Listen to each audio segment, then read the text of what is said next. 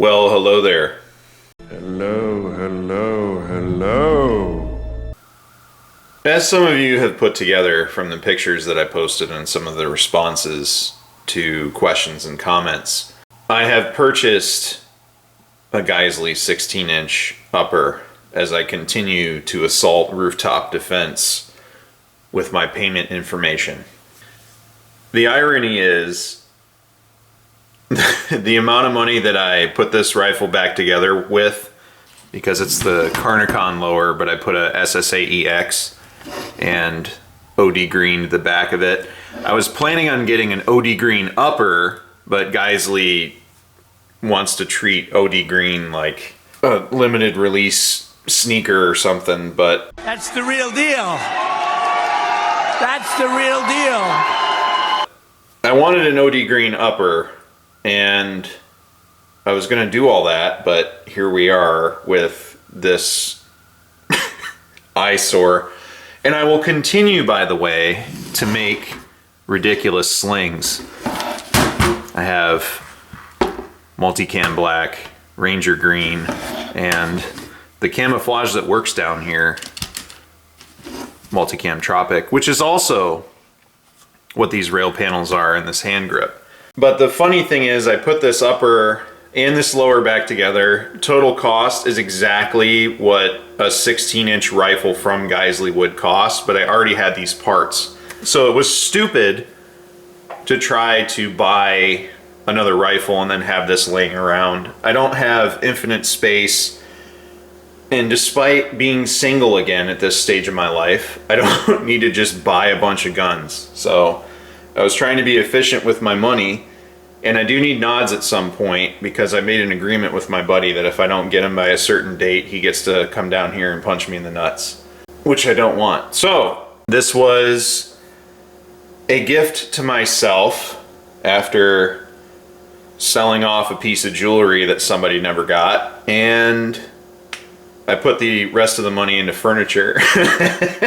But anyhow, the Geissele 16-inch. I've started my testing protocol. I haven't done the outdoor shooting yet. I decided to try to give myself stage 4 lung cancer, shooting it indoors, and they didn't turn on the vents. Very smoky environment, and the lights for the range were on, but my particular bay, I didn't turn the lights on for this, but I did for the Beretta and P30L, namely because I forgot the switch was there. But it did help with the muzzle device. And what I'm going to try to do moving forward is shoot a bunch of different rifles with different muzzle devices in that same lane, given the same light on my phone, so that I can compare that metric versus outside at night, and try to give everybody a wider profile. Now, this is a 16-inch barrel, and I don't like this muzzle device, but it's probably, I'm sure the longer it is,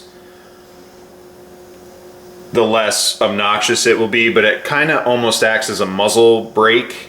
It's not a good flash hider, and it's not... I really don't understand running this device outside of with the can on it, and a lot of guys are saying, yeah, it's not good, but it's intended to be a suppressor mount. Like every Surefire muzzle device? Like most muzzle device, I don't understand that argument. Like it's one of those arguments where it's like, if it doesn't eat steel, then it doesn't deserve brass. Okay, retard. Like, what are we doing here? Like, yeah, it's a muzzle device, but it's intended to put a suppressor on it. So's my 4-prong, bro. Like, so's the muzzle brake on my 10.5. You know, like it doesn't take away the inherent negatives of the of the muzzle device, but here we are. Okay, anyhow, 16-inch. Now I'm kind of on the fence what to do with this. Now I know what I'm doing with the Two Brothers build. I'm putting a 2.5 to 10 Trijicon on it. I know there's people that love it and people that hate it, but I'm trying to do a lightweight SPR. I originally intended this to be the slightly heavier, more spendy version of the Two Brothers build, which is the Ballistic Advantage build, and this was going to be slightly more glass and a few other things, but shooting it kind of has me on the fence. Like, do I want to put a 1-to-8 on it and do a lightweight version of my MR556 because that package works so well, or do I do the SPR? And just like standardization, I'm about to do standardizing furniture too, but I've standardized my 14.5 optic. I know a lot of people saw that video, but for precision applications, I'm using the SLS stock because the HK stock is too expensive, and this fits my face really well because I have a large jaw. My HK and the SLS stock have a very similar size, and the SOP mod stock is on some of my rifles, but the putting it on a rear bag thing is real if you squeeze just a little too hard. I've done it, and it's honestly not as bad as people say, but on the off chance I have to be precise and it matters, that's the time I'm gonna fuck it up. So what I've done is just put the SLS on here. I know it's not a true locking stock, but this is really hard to actuate back there. So here we are. The rifle shoots smooth, and my testing protocol is the same across all rifles. I take 5 rounds of the ammo it's intended to shoot, and I do a 1-1-3 just to check lockback. And I also took 56 grain men ammo, and I took 55 grain MagTech ammo, which is very similar, quite frankly, but I wanted to see if it would run 55 and the 77 Black Hills that it was intended to shoot.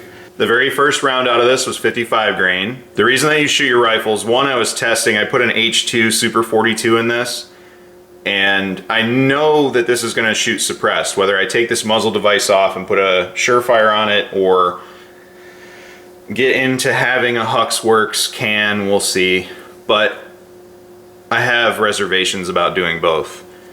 The first shot out of this looks very gassy, and it is, because the parts have to work together for the very first time and blow all of the stuff from the factory out of everything. So the first shot is always the gassiest shot. The ejection on this is perfect both with 55 and 77 with the H2 Super 42. I'm very happy with this. I'm going to keep it the way it is. The only reason I might go to a flow-through can with this is just to keep the behavior pattern the same, but I'm not 100% sold on the Huxworks can. I know a lot of guys like it. I have been around them now, and I understand the difference in the report and the signature being next to it and behind it, and the gas to the face reduction is where everybody's super happy with it.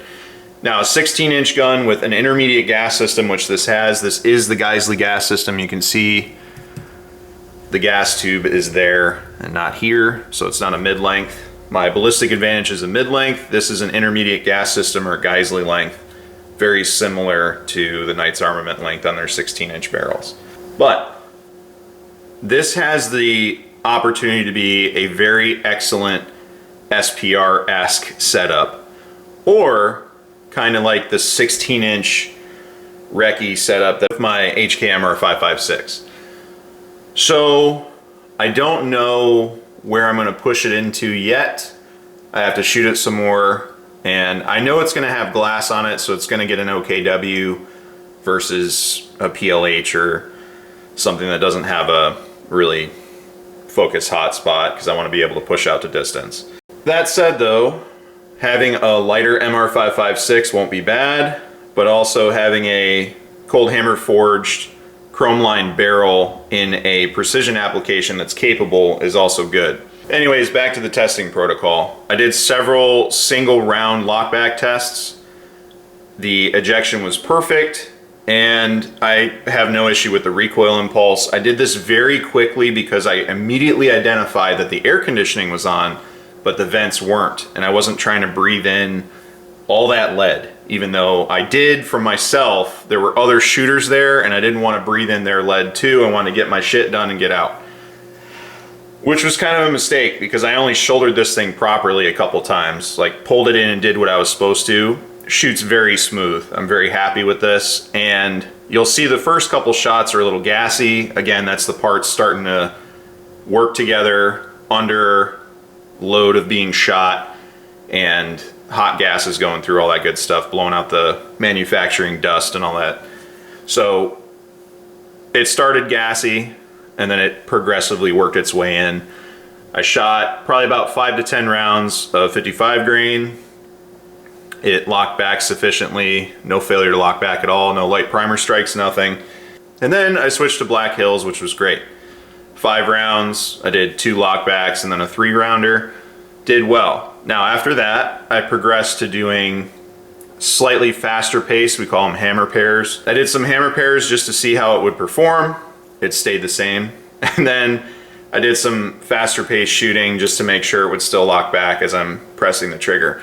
I will say, when it's not an SSA weight trigger, I don't outrun it. I think my finger might progressively work up a little bit, and then I get a weird reset sensation, and it causes me to pause. I've noticed this with the SSAEs, but I've never had this problem with an SSA. I don't know what it is. It might be me and not the equipment. I'm guessing that's what it is, because when I shoot for precision, I don't have the issue. When I start running it fast, I do. So it's probably a me problem. But that notwithstanding, I like this rifle so far. I have to decide what I'm gonna do with it, and we're just in the first 100 rounds. I'm gonna take it outside, run it a little bit. I'm gonna do some transition drills, knock off some dust, see what it'll do. Eventually I'm gonna decide what roll to put this in, and if it shoots very smooth, it's honestly an SPR is where it's at. I'm really struggling because I have a 4-prong not to put it on this immediately. I really want to put the 4-prong on here, but I'm gonna try to run it as is and give you guys a good feeling on how it runs, how it feels as it comes from the factory, and then make a decision from there. I also am not sure I want to invest in another suppressor system when the Surefires have done me just fine and do exactly what I want them to do. I would put a Mini 2 on this with a 4-prong, or just get the Hux can. I don't know yet. I've heard some good and some bad things, and having experienced it, it's definitely interesting. The report that comes back from a Hux can is interesting, and then running them indoors is like not having anything on there. They're very loud indoors, and the report coming back is like a thwack click sound coming back from the steel targets at 100 yards or the berm or something like that. It has a very interesting report. So I'm curious to see how it works. I don't want to just buy I'm not a sponsored YouTube. I don't make any money on YouTube. So just getting a can for the sake of doing video reviews or whatever, I'm stuck with that can. You know, it's not, they send it out, I test it for a while and then send it back. And I'm not interested in that whatsoever. My sole purpose here is to show you what I think works and test it myself. And if something works, great. And if it doesn't, then here we are. Just like these rail panels. I paid a lot of money for them. And quite frankly, the fit and finish is really good. For what I paid for this, you could just get a rattle can and spray it, which is what I'm gonna do to the Ballistic Advantage build. So overall, as my camera still begs to die, this is just the intro to this setup, the Geissele 16-inch Super Duty upper that I got from Rooftop, the Geissele SSAEX, my old Carnicon lower with a new buffer tube, and the SLS stock. We're gonna see what I end up doing with it. But overall, I'm very happy with the purchase. I'm very excited to run it. And let me know what you think I should do. Should I do a lightweight MR556 build, or should I do an SPR? SPR makes the most sense, I'm not gonna lie to you. But we'll see what happens. Thanks for watching.